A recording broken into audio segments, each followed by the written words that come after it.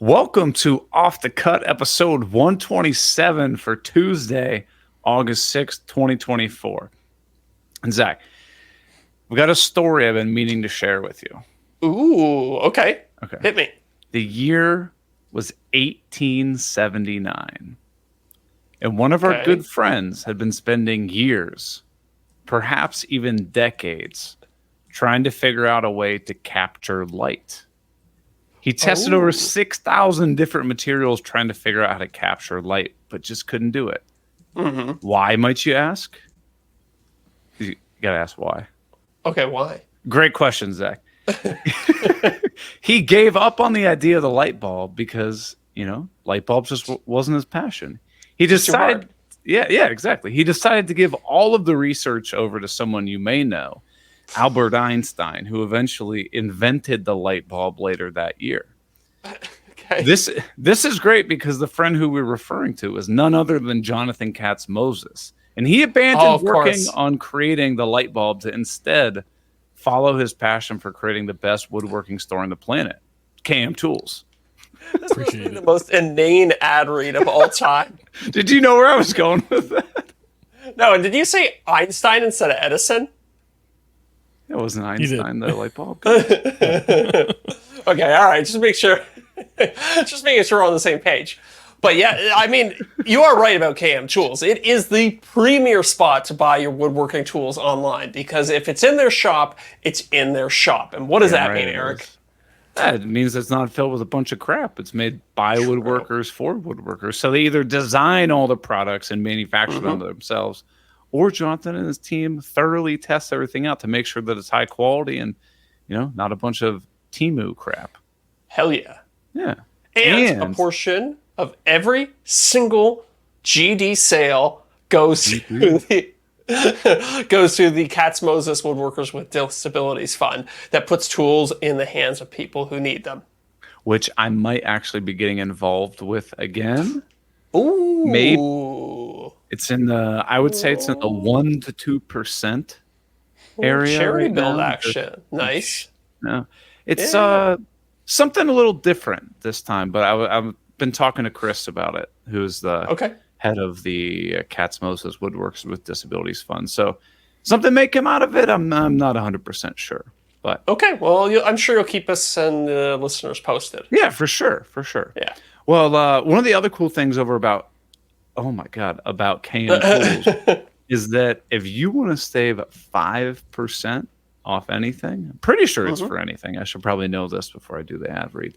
Sign up for his newsletter, and it's not full of a bunch of crap. Actually has valuable it's pretty sick. Pretty sick. He is very passionate about that thing, man. He's like, the email does not go out unless it's valuable.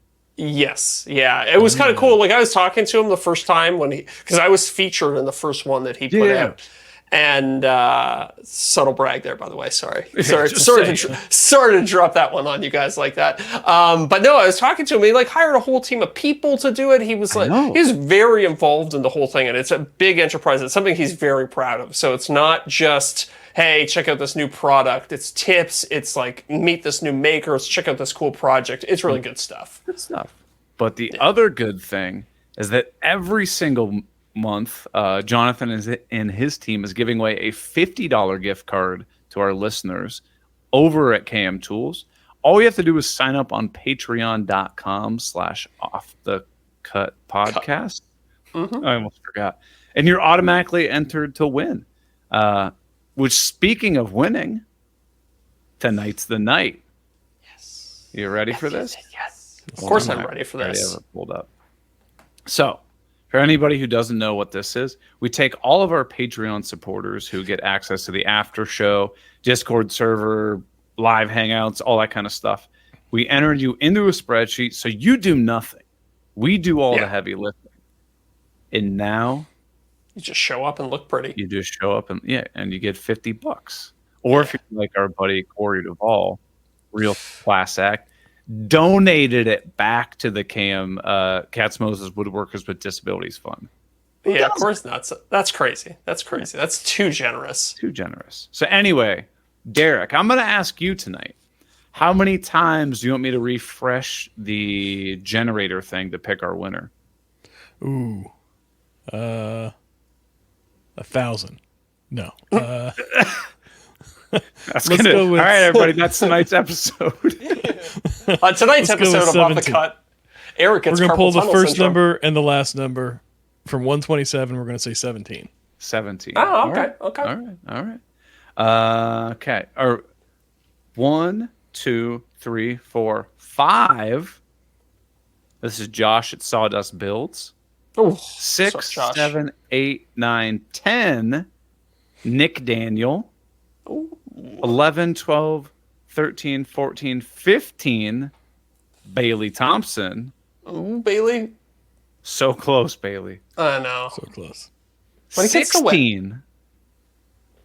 Heidi.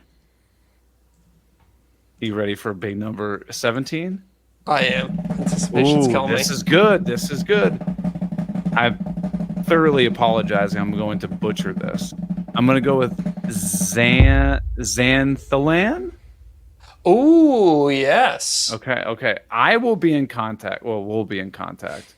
Xanthalan. Let's be honest here. It's going to be you that does the contact. I'm not very good at the administrative stuff. Yeah. I will be in contact with you. We'll get you connected to Jonathan and one of his representatives on his team, and you'll get that $50 gift card sent Heck yeah. right to you. So you can pick up whatever you want. Maybe a bourbon blade, a stop block, Yeah. whatever it is. My lights Have you got are your nuts over here. Uh-oh. You see Wait, that? Bulb's about I to do die. see that. Is No, there like a it's- storm outside or something? No, it's just a shitty apartment. Oh, okay. Well, in that Neighbors case. above you doing jumping Yeah. jacks. Not yet. They did just have a new kid that screams endlessly. That's Oh, lovely. what a nightmare. Sounds like I a would not howling wanna be- dog. It's terrible, but I'm sorry. You were saying, what were you saying? I was going to ask you, do you get your bourbon blade yet? Not yet. Yeah, I'm still waiting on mine too. Still waiting on mine. I'm gonna be Yeah. honest with you. I'm pumped to I'm very see pumped. if I can become an everyday knife carrying kind of guy. Mm-hmm. So pumped. Like, dude, I go check my mailbox like every day, and I'm like, not here yet. I wish I didn't get any sort of ETA on it or anything like that. So, yeah. We might be in the second batch too. Yeah. I don't You know know- how fast they sold out. Mine has crapped out on me. It's got the little metal fin that pops over, and that's kind of worn down, so now it wedges, and it's dangerous. So I'm looking at getting a new one. And Your everything bourbon I'm looking blade? at, no, my old knife. And so everything I look at, it's probably $100 for anything decent. So if it's a good one, I think I'm gonna go bourbon blade. If you guys say it's good, All right. Okay. All Okay. We will keep you and everybody at home posted. Yeah. I'm gonna take it to dinner. I'm gonna get a Nice steak. steak. Yeah, Yeah, nice yeah, steak yeah. restaurant. Yeah. Be No, like, no. "Sir, what's that? No knife for me. I brought my own. From my own. Do you think I bet people there- do that? I was gonna say, I think there probably are people out there who do that. There's people who bring their own like pool cues to play pool and stuff like that. Yeah. So, if you get a high enough level of anything, whatever the restaurant or the place gives you is no longer acceptable, and you have to bring your own. Yeah. I mean, I've heard of like chefs having their own knives. Like, I get Totally. that. Yeah, But like, I mean, when you consume on the same level that a chef creates, you need to bring your own blade. yeah. Yeah. Ooh, that sounds crisp. What do you got tonight? It's a Mandarin Orange. This is a Canadian like house store brand. So if we went to, okay, I wanted to actually talk to you about this. How much is a Please. case of 12 pack of bubbly in Columbus, Ohio? If I recall correctly, they only sell it in like an 8 or a 10 pack. What? Or Really? maybe that's LaCroix. LaCroix bubbly only comes in water. 8. No, here it comes in an 8 as well. Really? It's like $4 for an 8 pack. Oh, okay. Well, then maybe I should shut up as a Canadian. So maybe 'cause- $6 for a 12 pack, perhaps. Yeah, so I'm paying 6 Canadian for, well, normally I'm used to paying $5.50 for a 12 pack Canadian, which would probably be about $4 American. So I'm actually Yeah. killing you on this deal. Yeah. Um, Gotta move up but there. just for Sophie the would- bubbly. Sophie went to the grocery store the other day, $9 for it. And so, hence why I am drinking the no-name knockoff version of it. Yeah. That looks like almost like what we have some brand, I think it's called like Market 365 or some. Sure. Yeah, I have no idea which store brand it is, but I've seen it before. Yeah. It looks very similar to that can. I've seen you drinking the Kroger ones too. Oh, I yeah, think. yeah. Yeah. Just same Kroger's idea. are, Like a Kroger. Yeah. It's not bad. It's not bad. But well, anyway, I feel like we got a lot to catch up on. Do we want to talk about project stuff, or do we want to talk about the fun thing that we got the opportunity to do over the last week or two? Wait, what? Our phone call that we had. Oh God, yeah. Oh man, it's been 2 weeks for me, so it's mine was last week. Yeah, I think the keep 'em people are waiting. here. The people are here for the meta commentary on social media. So let's talk about the thing. Okay. So I guess we should, Zach and I have talked about this before. We have an agency that helps us do a bunch of, sponsorship deals and, this and that. And through that, there's a fairly big team of other makers, DIY creators in the YouTube, Instagram space. A lot of names that you would recognize, but I typically don't like to just call that out unless somebody is very open about the fact that they have somebody handle that stuff for them. But names you would recognize, right? Yeah. And so one of them is Brad Rodriguez from Fix This Build That. Obviously, he's probably one of the biggest, I'd say definitely top 5 that's on our roster, wouldn't you say? I think he might be the biggest. I don't know. Well, what's he up? He's got a couple million on YouTube. I think so. I think Maleki's on there, isn't he?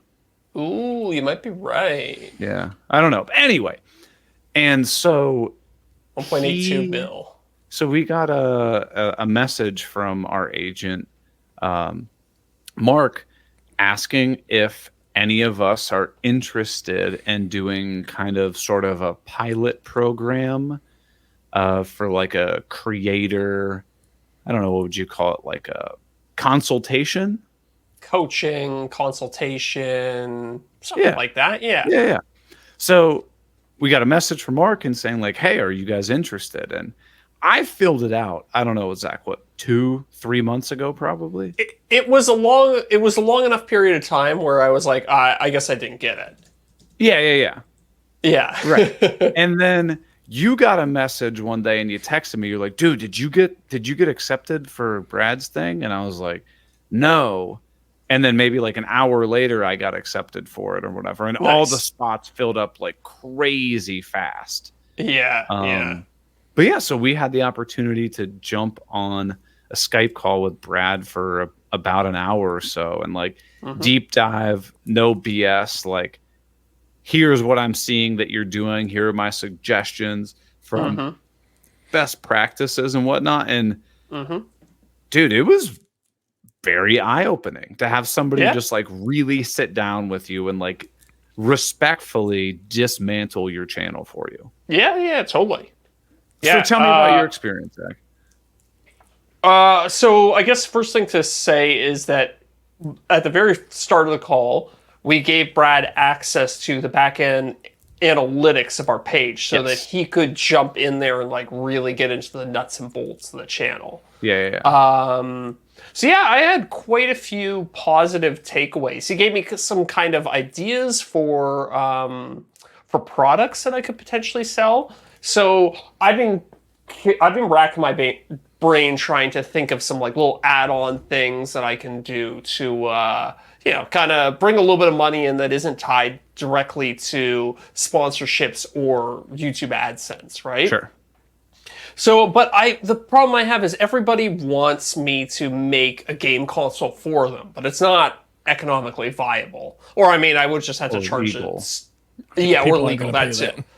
Yeah. So Brad kind of gave me this idea. He's like, well, why don't you like try and like create some like fun accessories for the different consoles that you kind of like call out in the middle of it. So like, by the way, like here's like this like holder that I built to hold all my games, or here's like a cool like controller holder or something like that. So not quite as involved, but still tangential to the project. And it's like, it's a really easy thing. Like you can be like, oh, I'm going to go pick up my controller off this like custom controller holder that I designed.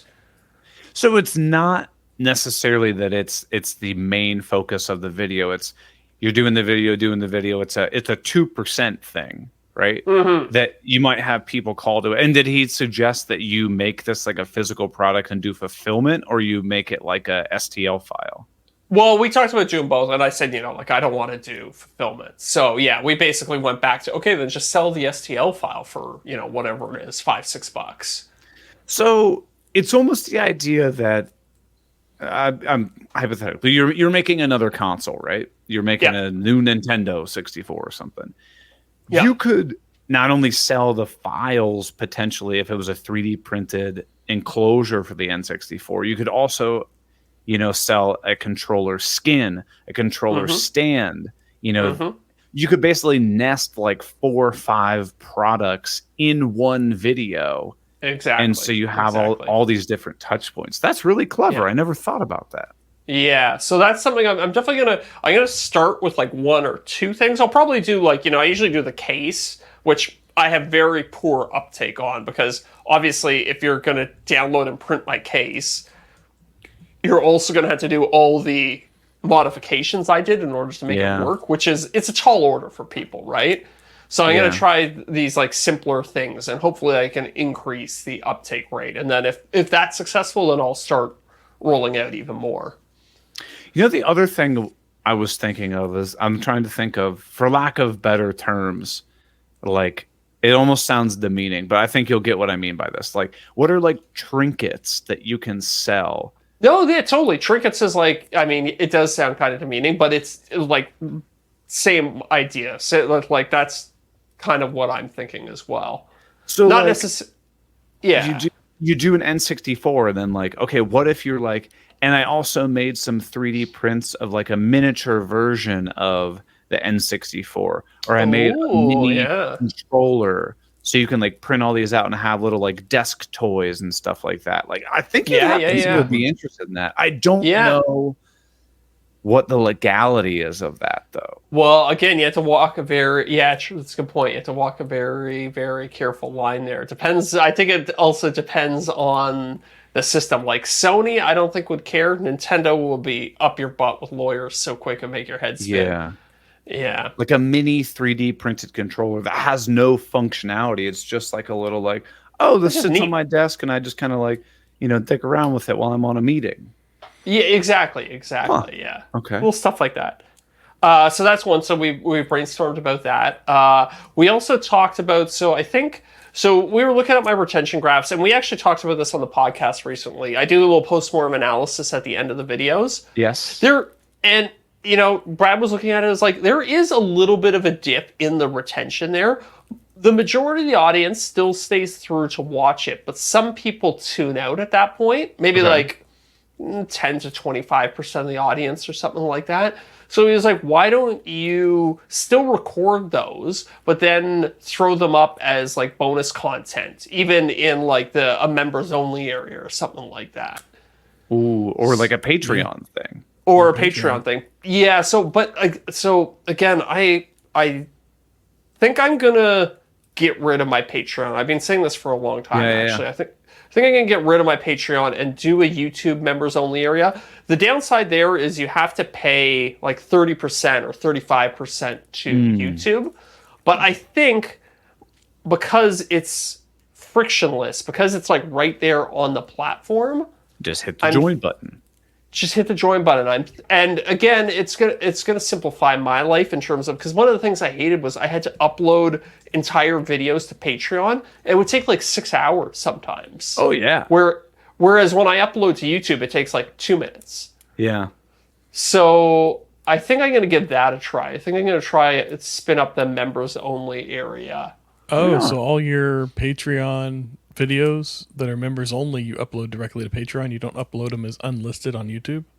Well, you can do that too, But I always worried like maybe that was screwing up my analytics somehow, like having all these like unlisted videos. It's also very clunky too.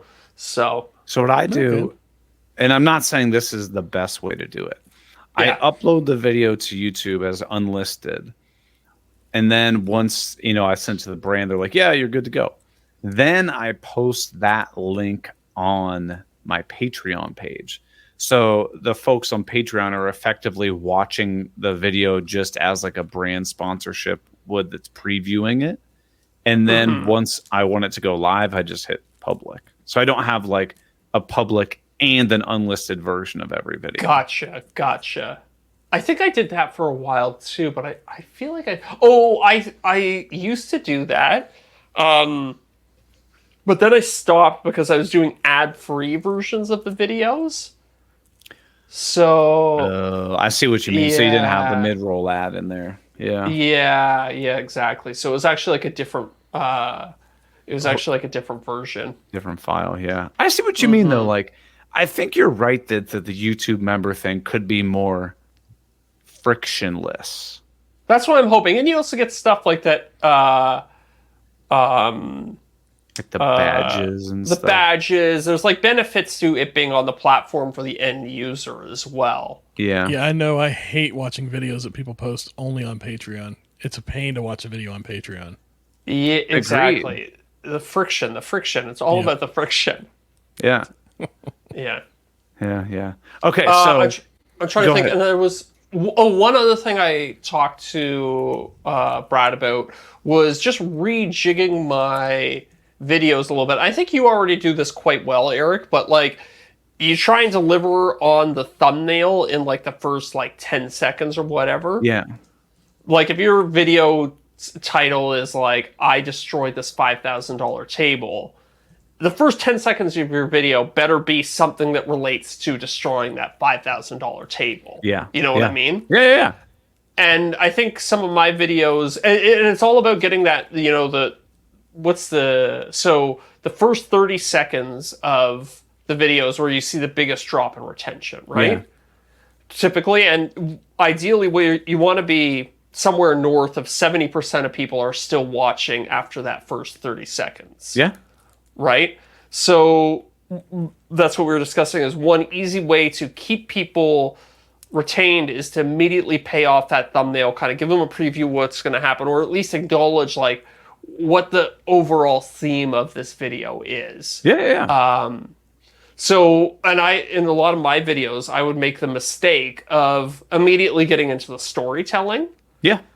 Like a lot of the time, like when I was doing the retro game consoles, I would immediately start with like this kind of, maybe like a minute talking about like why this console was so impactful or why it was so unique or something like that. Where realistically, I should be right away being like, today we are going to build a modern version of the Nintendo 64 and here's why, as opposed to here's why I'm building a modern version of the Nintendo 64. So it's just like kind of I was going to say, instead of what it means to me, it's what it means to the audience. Exactly. True. I mean, I do those what it means to me, that kind of, I'm trying to like reflect what I think the audience also feels. Yeah. But I think I don't know, you just want to let people know that, hey, I clicked this link or I clicked this video and it's not clickbait. Like I'm not I am going to see what I think I'm going to see. And like, you're basically like reinforcing that. You're validating. If somebody clicks on a video that's like 10 tools I wish I bought earlier, and you start the video off with going, I've bought a lot of tools in the past, and there are 10 ones I absolutely wish I bought earlier. Something, something like that. That person goes, oh, okay. You're going to be showing me 10 videos. Like, yeah. As opposed to, how many times have you clicked a YouTube video when somebody's like, it's like 10 tools I regret buying, and then like it's like they're in their kitchen and they're like, you know what, I'm going to make a sandwich today. And then like, I don't know, like start doing something with like, yeah, it's like, I'm sure they're going to get to it eventually, maybe, but there's a bunch of useless stuff. Like when are you going to get to it? Yeah. Exactly. Yeah. So I had the exact same conversation with Brad about that, like intros. We were looking at retention. He was like, dude, your beginning retention is really good. He goes, now there's some where he goes, compared to others, you lose people. And so we were diving into that. And like my most recent video that I put out, he goes, I like what you're doing. I see what you're doing as far as trying to give yourself options for different thumbnails and titles and answering all of them from the get-go. Yeah. But he goes, try doing less because of the ones that you're like, and this, and this, and this, and this, and this. He's like, a little too much. It's too slow. Yeah. So he's like, do like, a couple quick ones. He goes, that little intro should be within the first 5 or 10 seconds. He goes, if your intro is going past like 30 seconds, you're already losing people, which totally makes sense. The part I have a hard time with a lot is like, what's the intro and then like, what's the next part? Like what's the intro and then what's chapter 1 kind of. Right. But like, what if you started it off with like, you're building a project or whatever and something goes wrong and you literally just started off with like, oh my gosh. And then boom, today I'm going to be making a modern N64 with this, this, and this. But let's talk about why would I want to make a modern N64? Yeah. Yeah. Like that could be a certain, structure or whatever. Totally, not that you have to, but like. No. But I think that's a good way to do it. And that's kind of what I've kind of settled on is like, I might even go back and like, I have a video that I've shot and I think I might just go back and re-record the intro. Just try it out. Yeah. Give it a shot. I mean, it's always going to be awkward at first in a new practice. And remember, this is the best practice. It's a suggestion. It's not a concrete rule. Like you might do that for a couple of videos and find that it doesn't work at all. It's actually worse. You don't know. You don't know until you try it. You gotta experiment, right? So going along that like something to engage people, get them pulled in really quick. That was one of the things that Brad knows. He goes, you're really good at pulling people in at the beginning, but a lot of my videos, I don't have like a straight down line, but he goes, you're losing people not at specific points, but just consistently throughout the video. And he goes, what I've noticed is you don't have a lot of like piquing curiosity throughout the video.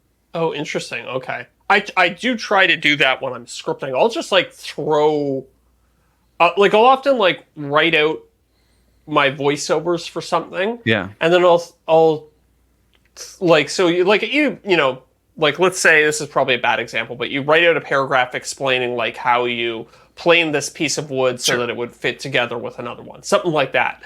I'll often like write it out very straight and like kind of like, and then this happened and then this happened and then this happened. And then I'll sit back and I'll think, okay, how can I jazz this up? Yeah. Like, how could I like if somebody was teetering on the edge of boredom, what's something that I could say at the front of this to kind of like re-engage them and to like pull them forward in their chair a little bit. And it doesn't have to be anything too crazy, but it could just be like something like, here's one really simple trick that I've learned that's made my life so much easier. Right. And then it's like, okay, I glue pieces of wood to a sled before I put it through the planer. Sure. Yeah.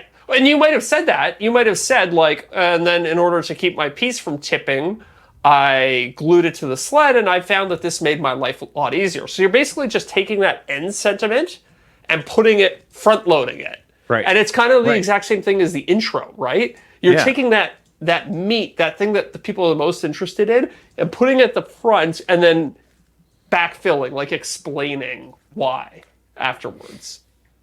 So was this the episode, the one where they give their meat first? Yeah. The one where they lead with the meat. They lead with the meat. The meat. That's too good. But no, you're absolutely right. I mean, like the same example, kind of similar example Brad gave. He goes, so like you're building a tabletop or whatever, and let's just say you're like, man, this is going to be a big tabletop.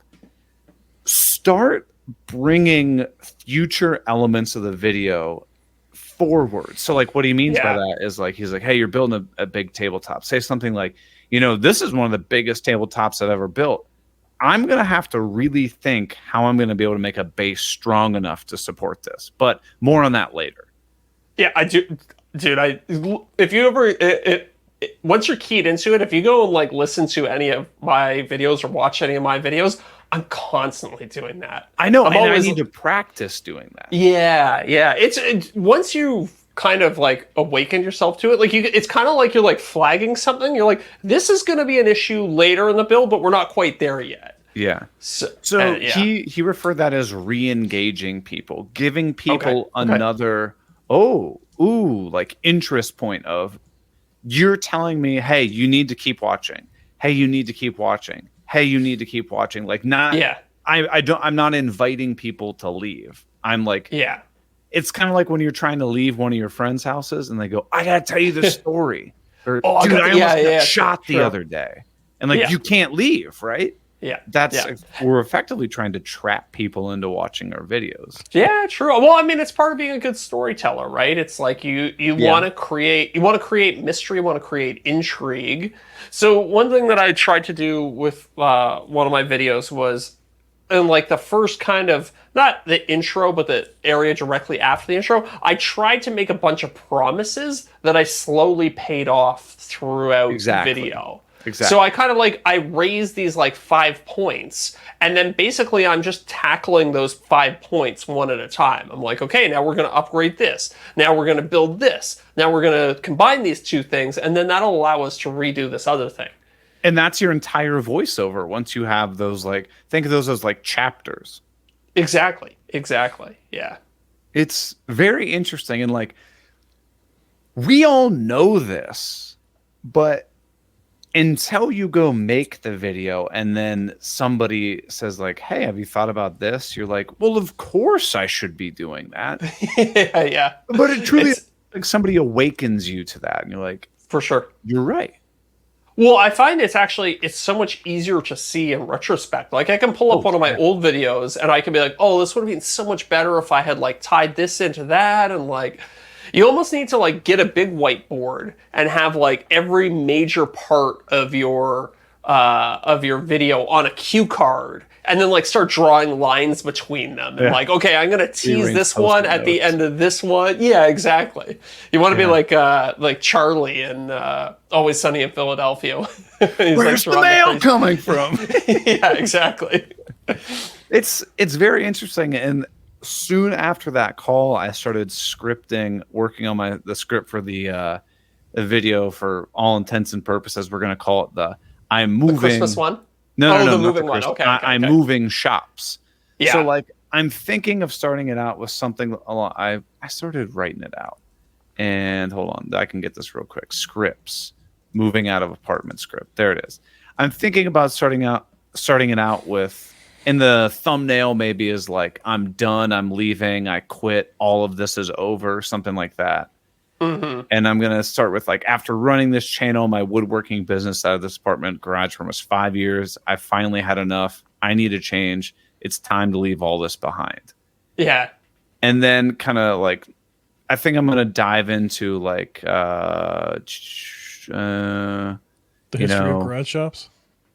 I think what I'm going to do is, but before I talk about that, I want to talk to you about my issues with my current space. Talk about all that kind of stuff. And then I'm going to, like, as I'm kind of moving things, I'm going to, jump into like the story of how I got into woodworking, something like that. But like constantly pull things above, like, I didn't have, air conditioning, but stay tuned. I've got a solution for that. Or, Mr. Cool. Exactly. Oh, I'm 100% holding this video until Mr. Cool sponsors it. I was limited on layout, but stay tuned. I've got a solution for, something like that where you're pulling things forward. Totally. And it's just really got me thinking. Yeah. It's a lot going on. So, Yeah. any other things that Brad brought up to you that had made you think that you were like, I need to do that. I need to think about that. I need to be more aware of that. Well, the other big one was thumbnail testing, which obviously we both do, but he got me onto thumbnailtest.com, which John from Biscuitry also tried to put me onto earlier, but I didn't really fully understand how powerful it was until Brad showed me like his back end where he was running all his tests. Yeah. And the cool thing about thumbnail test is that you can test as many different variations of a title and thumbnail combination as you want. So you could do 13 if you really wanted to. Exactly. Wow. Exactly. What's the pricing on it? I still haven't. It's on my list of things I need to do. Is it like $25-$50 a month? Basically the same as whatchamacallit. Let me double check here. I'll pull it up right now. Yeah, and that is literally the only feature that I use on TubeBuddy. Yeah, so it's $49 a month on. Sure. Actually, there was a $29 a month plan for just one channel, which I think that would work. Done. Yeah. Wait, 29 for one channel, or how much for multiple channels, and how many channels are you limited to? So they have a basic, which is one channel for $29. They have a pro, which is 3 channels for $49, and then a business, which is up to 10 channels for $100. Do they have an enterprise by chance? We could talk market influence to getting it for all of us. Interesting. Yeah. I don't see an enterprise option, but I wonder. That would be nuts. That would be nuts. Be like, hey, that's one of your perks. We should pitch that to him, him signing up for some of these services. Yeah, totally. Well, he does. I don't know if you've seen, but there's like a new pay app thing that kind of it sends you pings when you're being paid and when invoices have been delivered to clients and stuff like that. Yeah. Oh, John from Biscuitry is saying it's like $5K. Is that $5K as like a a one-time fee? John says per month. Oh, okay. We might be able to get Mark to do it. We'll see. I mean, if it's unlimited. He could just roll, he could have 10, well, not 10, but he could have 5 or 6 of the business plans that lets you do up to 10 channels. Yeah, I don't know. We should ask him. So, anyways. the thumbnailtest.com or whatever the hell it is one it definitely pitched. Did he speak to the TubeBuddy versus this, or just be like, dude, you got to get on this one? He said that he used to be on TubeBuddy, but he doesn't really trust it, and that it just doesn't perform nearly as well. Because the nice thing, so to rewind a little bit, the nice thing about this thumbnail test website is because you can do so many variations, you can test really small things. Like, for instance, I went back and tested on a bunch of my videos, name recognition. So we'll take I built a modern Nintendo 64. I think that was the title that I used to have for it. So I built a modern N64 instead of Nintendo 64 to see if, is N64 more recognizable than Nintendo 64 or N64? Yeah. Right. And then I tried, I was like, and then I dialed in on that. I was like, it actually performs much better if you do Nintendo 64. So makes great. Sense. Next thing I tested was, what about if I swapped out the word ultimate for modern? And then I tested that. And I'm saying I did this sequentially. I did these all at the same time. And so I just ultimate Nintendo 64, ultimate N64, modern Nintendo 64, modern N64. Yeah, and it took me 10 seconds to set up because all you do is you just type a bunch of different titles and then you hit start testing and it immediately just rolls into testing them all for you. So the difference between a title being modern N64 and ultimate N64 was worth half a percentage of a half a percent in click-through rate. That's pretty big. That's pretty big. That goes from a 3 to 3.5, which is, might actually be twice as many views by the time it's all said and done. And so the other thing I want to start doing is maybe because I do the background color thing. It's It's like, well, maybe I should test out a green background, a yellow background, a red background, and then actually be able to put some data to it and be like it would take me no time at all to whip these up in Photoshop. No. I still have all the files. I just had to change the 15 color seconds key. each, if that. Yeah, exactly. And then I would be able to scientifically know, like, this is the most eye-catching color. Red wins every time. Exactly. And you might have to you might have to not just do it on one video. You might have to do it on a bunch of different videos. But that's the kind of the power of being able to test not just A, B, but A, B, C, D, E, F, G, H, I, J, K, L, M, N, O, P. Yeah. Yeah. So how does it? They don't have that already. Well, we were all shocked that YouTube doesn't have it built in.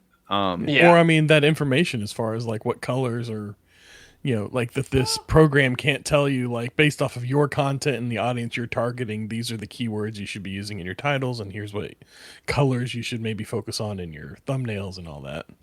Yeah. I mean, you can try Googling it. I have in the past, and there's differing opinions out there, but nobody's really backing it up with real hard information. Yeah. I definitely need to play around with that. So how does it systematically work? Because TubeBuddy would basically go at, like, you know, at midnight, it would change your thing over, and the next midnight it would work. Can you set like, oh, I want you to change it every 5 minutes, 10 minutes, hour, day? Yeah, exactly. I think hourly is the fastest you can do it. But you can also configure, like, you know how TubeBuddy, it takes like basically a week to process, right? It takes like a day or two to even start too. Yeah, this one you can run it just for a day and it'll give you the results it has. So it's kind of up to you whether or not you think that's enough information for you. So when you have a video first come out and you're getting a lot of impressions, you can test relatively easily. But then for older videos, it's like, okay, you might want to let it run for a little bit longer. Right. Can you make it run till it's statistically significant? They don't have, so they have a different way of analyzing it. I'm going to try and pull up one of my tests right now. Basically, they don't have that statistically significant thing, but they will show you how many impressions they're basing it off of. What they do is they multiply the click-through rate by the average view duration, and that's like their key metric that they analyze. Yeah. So it's analyzing both the view duration and the click-through rate. Yeah, because if the click-through rate's through the roof, but you know the average watch duration is half of the other one, I would probably take the one with the lower click-through rate. Exactly.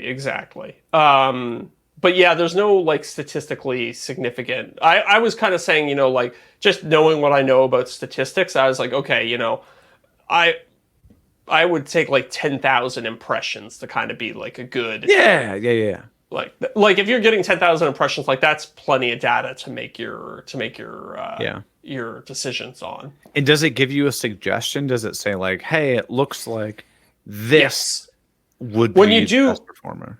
Exactly. If you do like, you know, 10 things, it'll say like this one had the highest click-through rate times average view duration, and then it just organizes them all in, you know, ascending or descending order. Okay. Yeah. Oh, excuse me. Right on. I'm excited to get started in that test thing. Yeah. So that was one thing that he was like, I already know that looks like you mess around with thumbnail and title all the damn time. He was like, good for you, because you should. Like, yeah, totally. So you mentioned that. Now here's one that you and I have talked about, and Brad and I had a good conversation about this. Okay. Putting out a video, even if you don't have a sponsor. Ooh, yeah. So the reason he said this, he goes, dude, I get it. You and I all know that you can get paid well if you hold out and put a sponsor on a video. Yeah. And so I was like, yeah, dude, I mean, right now, you know, we're saving up for a house, this and that. He goes, 100% I get it. He goes, I'm not going to tell you to do that or not do it, but let me show you something. So we open up analytics and stuff, and he's like, all right, look at this video. It went up, up, up, up, up. You have a little bit of drop off, and like your total views across your channel in a, you know, day, month, week, whatever. Mm-hmm. He goes, you put a video out, it does really well. It goes up. It boosts all of the other videos on your channel. Yeah. He goes, it's very normal. You have a little peak just when the video came out, and it's not as, you know, hype as it was when it first came out. Yeah. You have a little drop, and then you get like a kind of a flat line per se of now your channel's like new standard or average views is this. He goes, then you start seeing a drop off. So he goes, what I would suggest is right when you start seeing that like second drop off, boom, that's when you put out another video. And we were looking at all these times where like I had videos that did amazing. And like my new flat line is, you know, 50, 60,000 views a day, like something really, really high, doing great. And he goes, that level, you know, it stood there for right about a month. And then it dropped down to your performance before that video. So he's like, YouTube and your audience and everything is just like, hey, look what, like, you're doing well. It performed. People are watching your stuff. Put out another video so that this flat line, 50,000 views a day, is something that stays with you like forever. Yeah. He goes, you'll go 40, 60, 75 days between videos because you are trying to wait to get a sponsor. But if you would have put that video out without a sponsor, we could argue that just AdSense alone, you would have that like steady state of views, 50,000 views a day or something, would have paid you way more than that sponsor alone. Yeah, gotcha.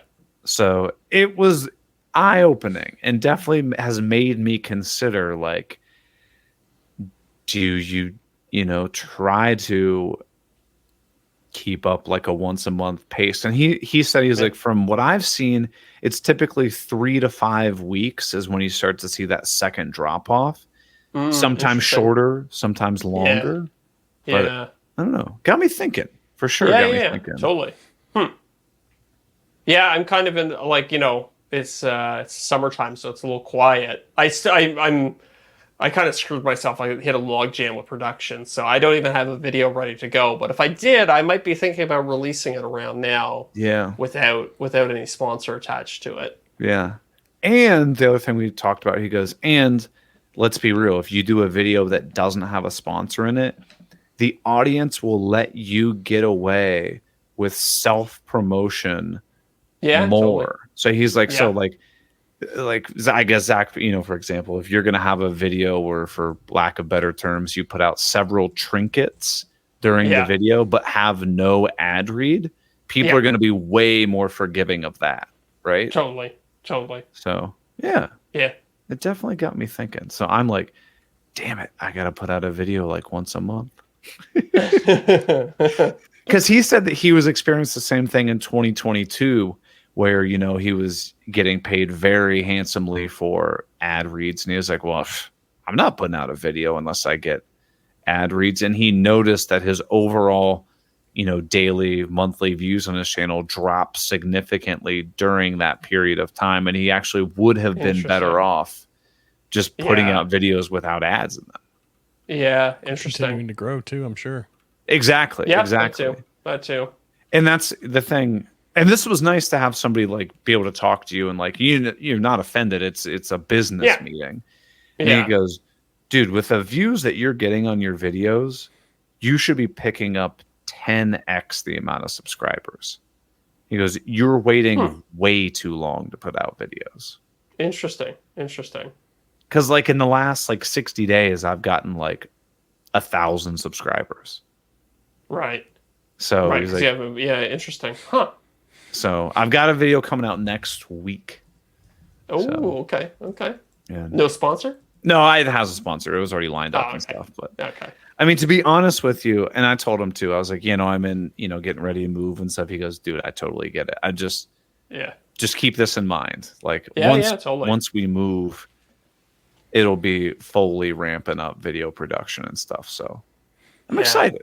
Yeah. Nice, man. Sweet. I find that it's the same conversation we had like Workbench Con. When you connect with somebody and like really get your brain spinning and turning in a positive way about business stuff, it gives you so much like enthusiasm and like juice to keep going, and like definitely. you don't feel stuck. Yeah, definitely. I just felt real jazzed after that conversation of talking to him. Yeah.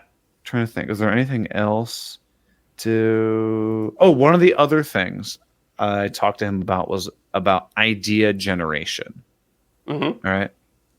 And these are my words. I wrote it down. Is basically when I have an idea, research to see how many similar videos are performing in that space. So, for example, you want to build a modern N64. How many videos are there of that? Not a ton, right? And he said, so if you research something like that and you find 1, 2, 3 videos that have millions of views, well, it's a pretty good opportunity that if you double down on that, try to make that video, make it uniquely yours, and you kind of copy, interpret, reinvent the video in your unique way, that it's going to perform super well. Yeah. On the opposite end, if you type in how to build he said, for example, he goes, how to lay LVP flooring. Type that in, you're going to have like 100 videos that have over 1 million views. Yeah. So is that video worth it for you to make? Maybe. Yeah.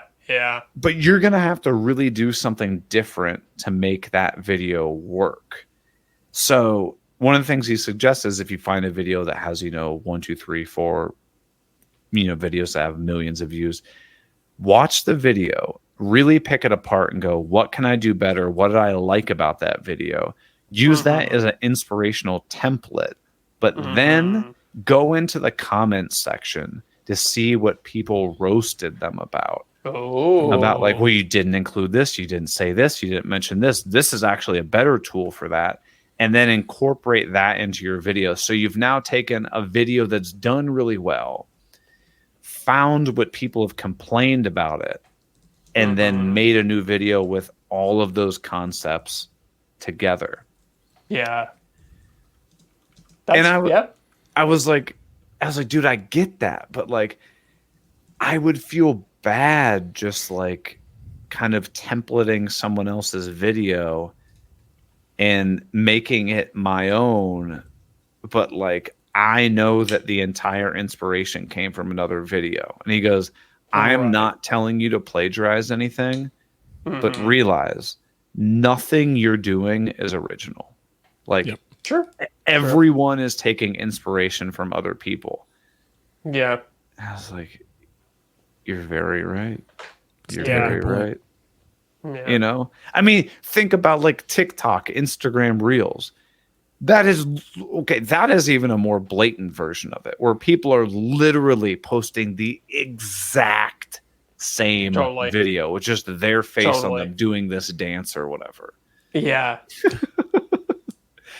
But I don't know. I liked what he was saying, but I was like, it almost makes this feel too businessy, too tactical. Yeah. But it's true. I mean, yeah. It's it's like doing market research, right? Exactly. Right. And I didn't get like a bad connotation from it. It's like it is market research, and it's you interpreting and reinventing that video, that topic, that concept in your unique way. Yes. Yeah, exactly. Yeah, I mean, it's, just because you're looking at other people's videos for inspiration or like as a guide for what to do, what not to, doesn't mean that you're going to rip off their video wholesale, right? You can take... Right. Yeah. Or like if you wanted to do a 10 tools video, you could be like, I can't think of any tools. So I'm going to go watch 50 people's videos on top 10 tools and be like, oh, I'm going to take one from this person, one from that person, one from this person. Ooh, they made a really good point about that. You could then collect it in your own video, and I would still say that's a uniquely your own interpretation, but it's the exact same topic. Yeah. Right? Yeah. It definitely got my brain moving, and I don't know, I had a lot. Well, one thing I did want to bring up is, did you notice that he was using AI? Yeah, the Fathom thing. Yeah. So so tell the listeners about that. I feel like I've been talking a lot. So when we started the meeting, he added another participant to it, and it was basically just this AI bot that monitored the whole conversation. And then at the end, it emailed us like a summary, like bullet points of like all the different things we discussed. Really, and it worked really good. well. Yeah.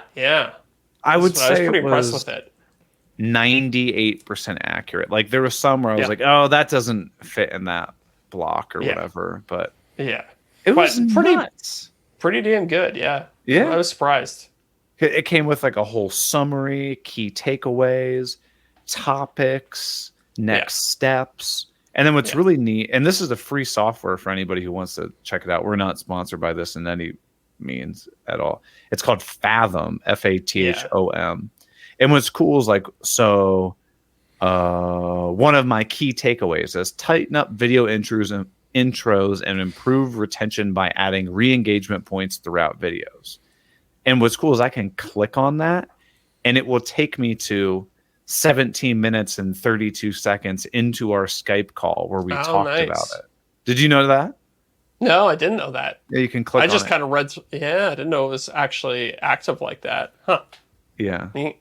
So super neat. And Brad said that I talked to him. I was like, so what's the whole game plan with this? What's the long-term plan? He goes, in a short term, but he goes, long-term plan, I intend to make like a content creation consulting business. And this is me basically getting reps practice in for how to do it. So for anybody else out there that wants this opportunity, keep your ears open. It might be happening to everybody soon, but overall it was definitely worthwhile. And 100% more worthwhile than a lot of the other calls you try to get invited to, like YouTube. That's true. Whatever. That's very true. Yep. Did you end up taking on that call for your YouTube partner program? No, I didn't. I didn't end up doing it. I've gotten moved to, within the last month, I've gotten moved to 3 new ones. Oh, wow. 3 new people. 3 new people? Yeah, they're like, so-and-so quit, I'm going to be taken over. Oh, so-and-so's no longer here, I'm going to be taken over. Oh, interesting. So I don't know. Jason Bent said he had a really good call with one of them, but I've done multiple calls with the first one I had, and it was awful. It was a terrible waste of time. Sounds like they're all the same every time I hear somebody talk about them. But Jason said his was fantastic. He said he got really, really good, insightful information. Okay. They say what it was? I don't recall the name, but he said they were jumping into analytics, looking at like retention graphs, all kinds of stuff like that. And like, video sources where all the traffic and audience is coming from. I was like, it was basically just like, have you thought about doing premieres and live videos? And I'm like, no. Yeah. So this is separate from the calls directly from Meta and Instagram and all them. Yeah, this one is for the YouTube partner program or whatever. Partner manager or something. I don't know. Partner manager, I think that's it. Yeah. Let's see. YouTube. I have one in my inbox right now. Is it from the YouTube people themselves or is it a third party? No, it's directly from YouTube.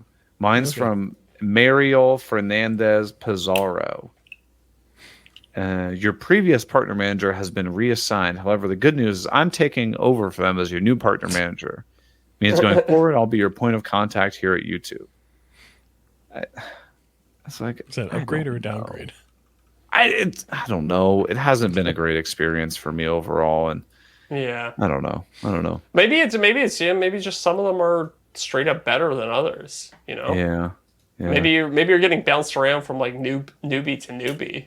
I don't know. I mean, look at my channel. They're probably, this guy doesn't know what the hell he's doing. I've been reading this Reddit. So there's like a Reddit section, subreddit for people who are partnered on YouTube. And I've just been kind of browsing through there casually to see if there's anything I can learn. But one of the things I see over and over again is people being like, I would kill to have 10,000 subscribers. I would like give my entire life for it to be monetized. So, I know we often like to, get down on ourselves on our channels, but there are people out there who would, if you take them at face value, quite literally kill to be in the position you're in. Yeah. Yeah. No, and I think that's when we express distress with all of this, like it's within reason. Like totally, you're bummed that things are performing a little less than usual, which is still an incredible place to be. Like I'm super thankful, dude. I never thought I would be doing this. Like, yeah, exactly. Are you kidding me? Yeah. But it's interesting because, like I talked to you all day. I talked to Scott. I talked to other creators who are like, kind of in the same, same level. And we'll get pissed. We'll be like, oh man, like my video only got, 80,000 views or something like that. And like to us, that's like, I'd be like, oh God. I was like, this is not good. Yeah, exactly. So it's like, but it's like, it's nice to see. I don't know. It's just a little bit of a wake up call. It's like, okay, I might think that I suck a lot of the time, but it's like, oh, okay, like I'm doing okay. I'm definitely not the greatest ever, but it's like I'm not complete crap at this. It's adjusting your sights. And yeah. So like what I've noticed is since starting the Facebook page, that's really, been trying to kick that start. Dude, I'd check out a video that got posted and I'd be like, hell yeah, 300 views. And dude, I was legitimately jazzed. I was like, this is nuts. I got 300 views, but it's a shift in perspective. Totally. 100%. Which, what's crazy, Zach, is I was telling Deric before you got on, out of nowhere, I check my Facebook, every day, every other day, because I have Voov that's running it now. Yeah. Something happened. Okay. And I was getting like I showed you like screenshots and stuff where I was getting like 100, 200, and I was like, oh, that one got 300 videos. Sweet. Something has happened in the last day that now all of my videos have like 3, 5, 10x what they were within the last day or so. And you just gotta trust. Yeah. Just gotta trust Voov to do their thing. They'll figure it out. Because that's what you said had happened, right? Just out of nowhere, you're like, even all these old videos are getting a bunch of views now. Yeah. So I've got several that are in the thousands now, which before had like 100 views. Yeah.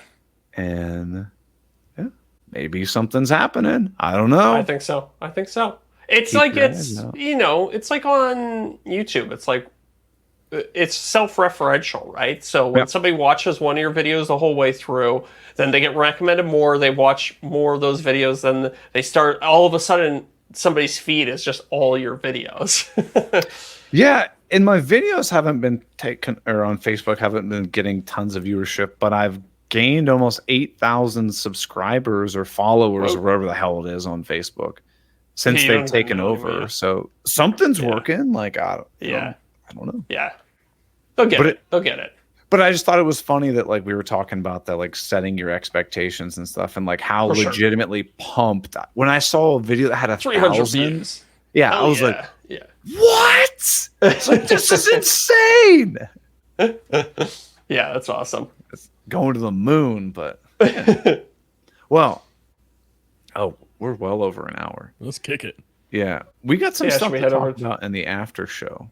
And if you want to unlock the after show, you just go over to Off the Cut Podcast. No, you don't. You go over to patreon.com/Off the Cut Podcast. I don't think I'd go to offthecutpodcast.com. Probably has. Do go, because it's kind of funny. Is the domain still active? I don't know. I haven't paid for it in a while. This is an old ad read that you had to do for a video, wasn't it? I don't think it's up anymore.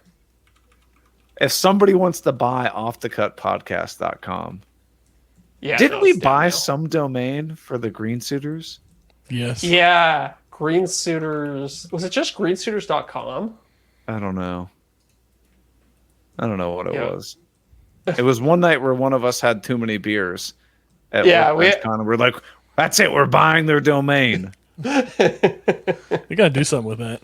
Yeah. Even if know, it's just I posting know. that photo outs on your shirt. True. Oh yeah, I noticed you're wearing the shirt. Yeah. That's funny. Only you can prevent And the then- Green Suiters podcast. And then links to the Spotify or something. Or YouTube. Perfect. Or when you go to greensuiterspodcast.com, it just takes you to Off the Cut Podcast. Yeah. Yeah. The redirect. The classic redirect. Well, anyway, we want to give a huge shout out to all of our top tier patrons who help keeping this this show alive. We've got Joe Welsh, Delaware Valley Workshop, Goblin Live chat right Spanker, now. Dan Armendrez, Corey Duvall, and Josh at Sawdust Builds. And Dadu, you got to figure out how to get a new bank or something, because every single week you have a Patreon issue. But we'll give you a shout out too, because we know that you're a top tier patron. So Dadu. So everybody else, we will catch you next week, and the real listeners will see you over at the after show. Hell yeah. See you, brother. See ya. See you there.